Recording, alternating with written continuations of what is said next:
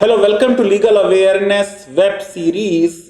बड़ा अफसोस हुआ मुझे कि इतना अच्छा एड बनाया तनिष्क ने और कुछ पागल दीवाने इनटॉलरेंट लोगों की वजह से तनिष्क ने सरेंडर कर दिया और उस एड को वापस ले लिया। इससे पहले भी कई बहुत अच्छे एड बने। होली को लेके सर्फ एक्सेल का एड, कौन बनेगा करोड़पति में एक ऐसा ऐड जिसमें एक मुसलमान चाचा से फ्रेंड द फोन करके वो बच्चा सवाल पूछता है अस्सलाम वालेकुम का मीनिंग। फिर बहुत से बच्चे जो है वो जा रहे हैं, कोई ईंट लिए हुए है, कोई कुछ लिए हुए है, वो बेचारे सब खेलने जा रहे थे क्रिकेट खेलने के लिए। एक ऐसा ऐड जिसमें कोई श्री राम किसी मुसलमान बच्चे से कहलाता है और वो फिर बच्चा वापस आके कहता है कि मैंने तो श्री राम कह दिया, क्या आप अल्लाह अकबर कह सकते हैं। ये सारे ऐड भारत माता को एक रखने के लिए हैं। ये देश की एकता को बनाए रखने के लिए हैं। ये देश में हार्मनी और फ्रेटर्निटी लाने के लिए हैं। जो लोग इन एक्ट्स को अपोज करते हैं वो वास्तव में देश के दुश्मन हैं। उन्हें देश की एकता पसंद नहीं है। जैसा कि पीके में कहा था ना कि ये रॉन्ग नंबर है। ये जितने लोग इन एक्ट्स के विरुद्ध हैं वो सब रॉन्ग नंबर हैं। आज मैं बात करना चाहता हूं तनिष्क के इस एड की और उससे लेके एक बहुत बड़ा मुद्दा जो पिछले 7, 8, 12, 13 साल से देश में आता रहा है। एक मिथ क्रिएट किया गया है लव जिहाद का। क्या है लव जिहाद? इसका इतिहास क्या है? इस पे लॉ क्या है? इस पे संविधान क्या है? इस पे आज बात होगी। लेकिन सबसे पहले मैं शुरू करना चाहता हूं अपनी भावभीनी श्रद्धांजलि राहत इंदौरी को देते हुए। आज हम दोनों को फुर्सत है, चलो इश्क करें। आज हम दोनों को फुर्सत है, चलो इश्क करें। इश्क दोनों की जरूरत है, चलो इश्क करें। आप हिंदू मैं मुसलमान, ये ईसाई वो सिख। आप हिंदू मैं मुसलमान, ये ईसाई वो सिख। यार छोड़ो ये सियासत है, चलो इश्क करें। आइए जरा सा बात कर लेते हैं इस पूरे मुद्दे की कि संविधान किस तरीके से इसको देखता है। तनिष्क के एड में एक हिंदू लड़की से किसी मुसलमान ने शादी कर ली। देखिए उसकी फैमिली ने उस बहू को अपना लिया और वो सारी रिवाज और कस्टम्स जो मुसलमानों में नहीं होते, अपनी बहू के दिल रखने के लिए वो उसको बहुत दिल से शौक से कर रहे हैं। मैं ये समझता हूं कि ये सीधे सीधे आर्टिकल 21 का मामला है। भारत के संविधान में एक फ्रीडम ऑफ चॉइस दी गई है।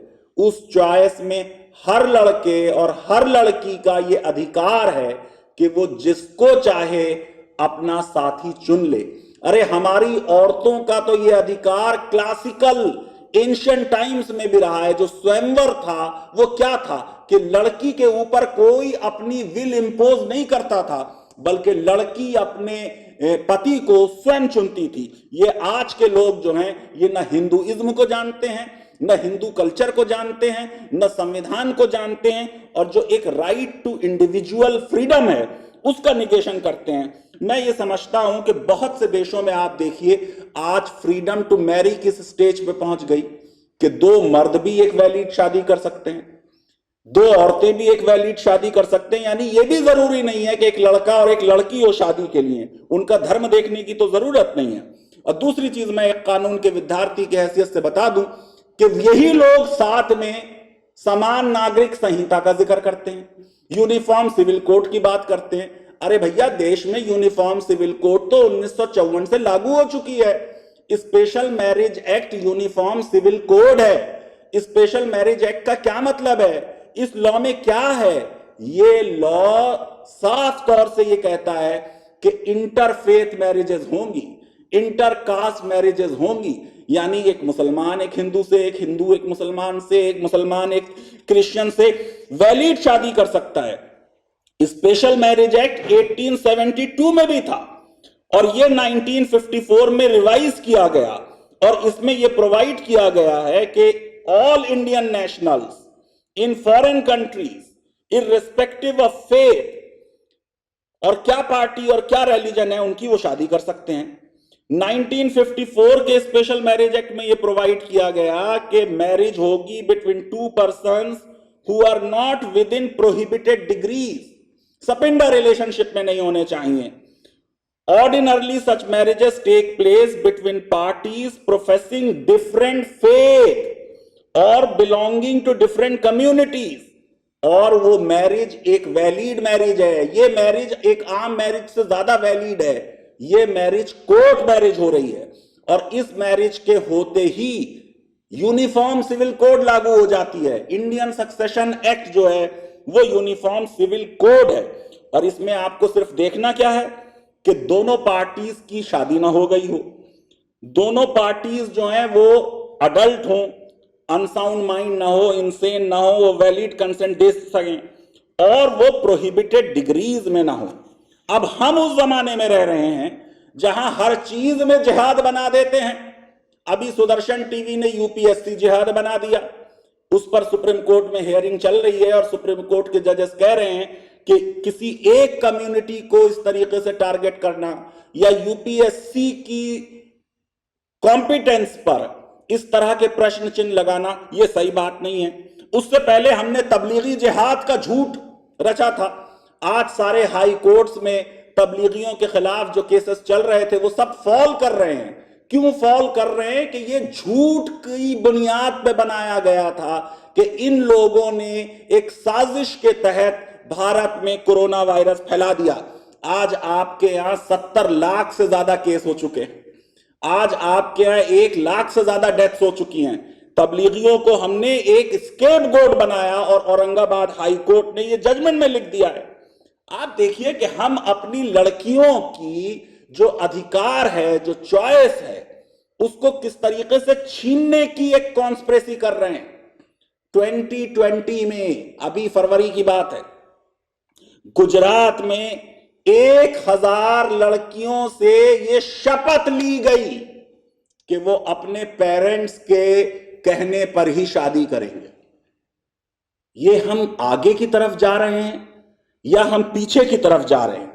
लीगल अवेयरनेस वेब सीरीज क्योंकि एक एकेडमिक एक्सरसाइज करती है, इसलिए हम इसका इतिहास देखें, हमने लॉ इस पे देखा और हम एक लार्जर थियोरिटिकल अंडरपिनिंग्स क्या हैं इस पूरे लव जिहाद के झगड़े की, उसको समझने की कोशिश करेंगे। बात को समझने की कोशिश कीजिए कि जब हिंदू वेमेन को एज विक्टिम प्रेजेंट किया जा रहा है कि मुसलमान मर्द बहुत खराब हैं, बड़े एग्रेसिव हैं, अपने झांसे में फंसा लेते हैं, कन्वर्ट कर लेते हैं, उसके बाद जो है वो बहुत से बच्चे हो जाए ताकि मुसलमानों की संख्या बढ़ जाए। अरे भाई, किसी एक छोटे से भी स्टैटिक्स को जानने वाले से पूछ लीजिए, भारत में कभी भी मुसलमान संख्या में हिंदुओं से ज्यादा नहीं हो सकते। सबसे ज्यादा स्टीप फर्टिलिटी रेट में जो गिरावट हो रही है सारी कम्युनिटीज में, वो मुसलमानों में हो रही है। जो फर्टिलिटी रेट का ताल्लुक है वो धर्म से नहीं है, वो एजुकेशन से है। मुसलमानों को और एजुकेशन दीजिए और उनका फर्टिलिटी रेट नीचे आएगा।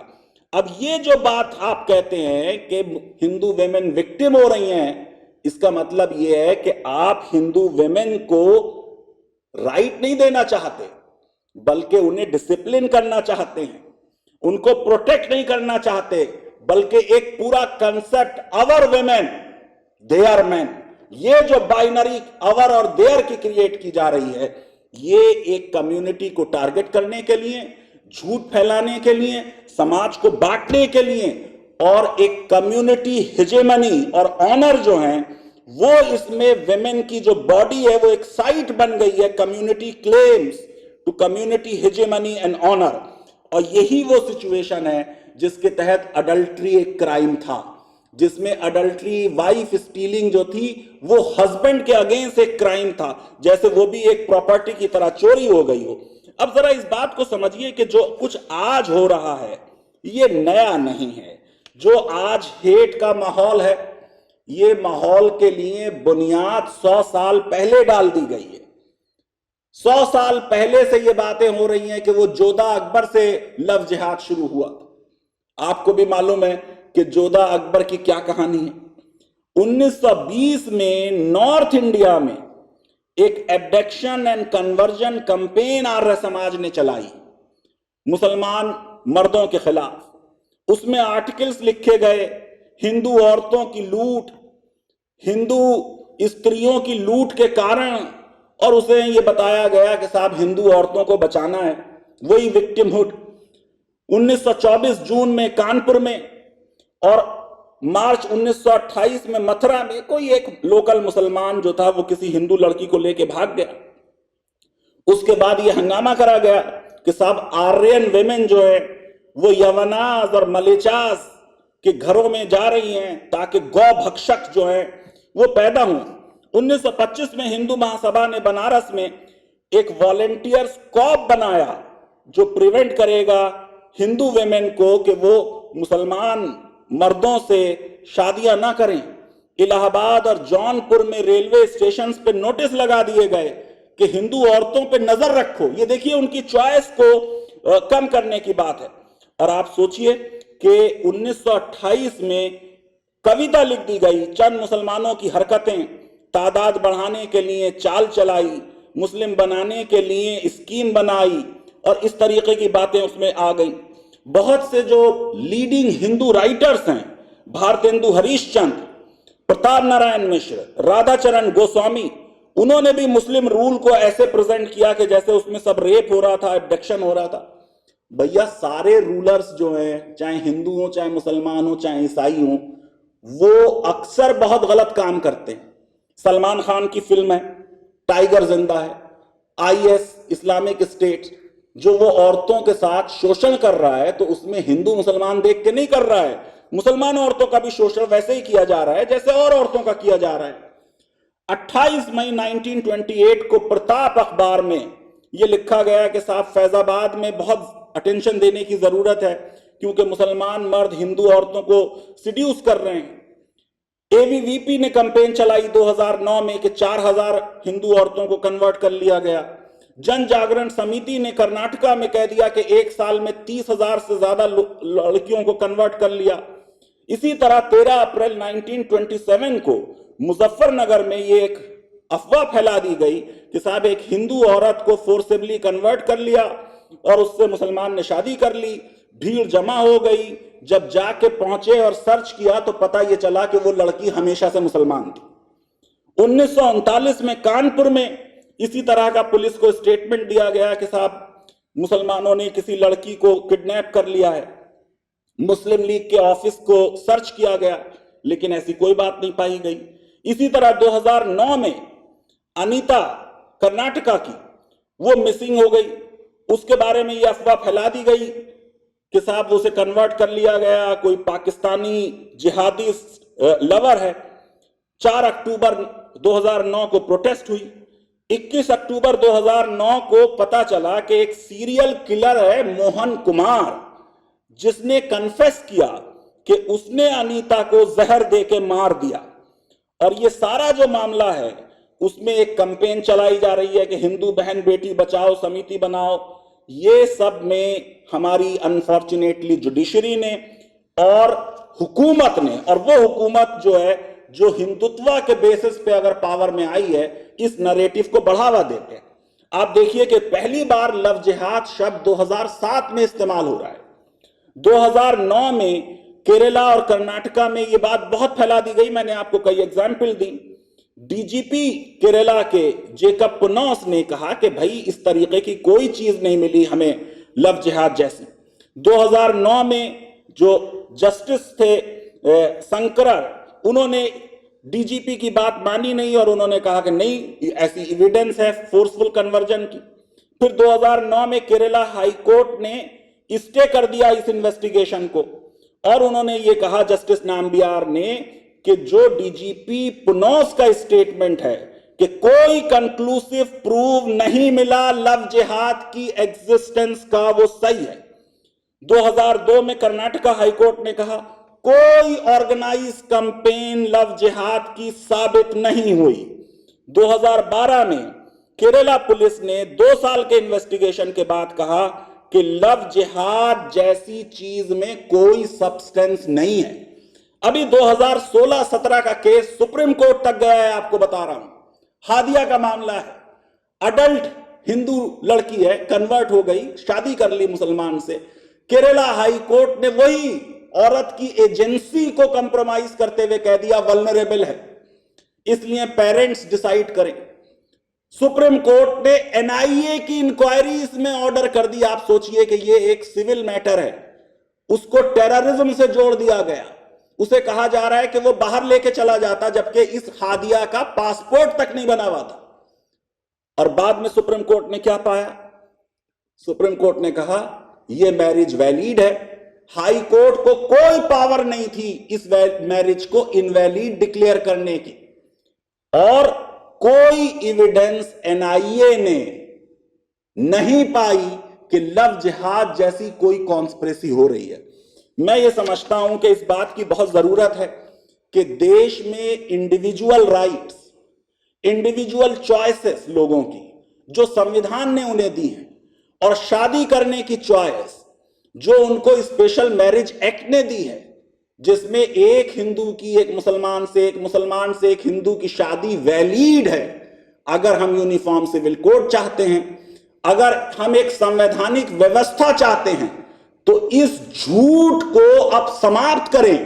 लव जिहाद एक बोगी है, लव जिहाद जैसी कोई चीज नहीं है। अरे इश्क मजहब देख के नहीं होता, इश्क पर पाबंदियां नहीं लगाई जाती, इश्क तो अंधा होता है, उसको समझने की जरूरत है। और प्यार बांटें, लव बांटें, हेट को समाप्त करें, देश को मजबूत बनाएं, और इस तरीके के प्रोपेगेंडा से बचें। लीगल अवेयरनेस वेब सीरीज आपको पसंद आती है तो मेरी रिक्वेस्ट है कि हमारे इस वीडियो को वाइडली शेयर करें, और हमारे चैनल को सब्सक्राइब करें, और बेल आइकन जरूर क्लिक करें। बहुत बहुत शुक्रिया, धन्यवाद, थैंक यू वेरी मच।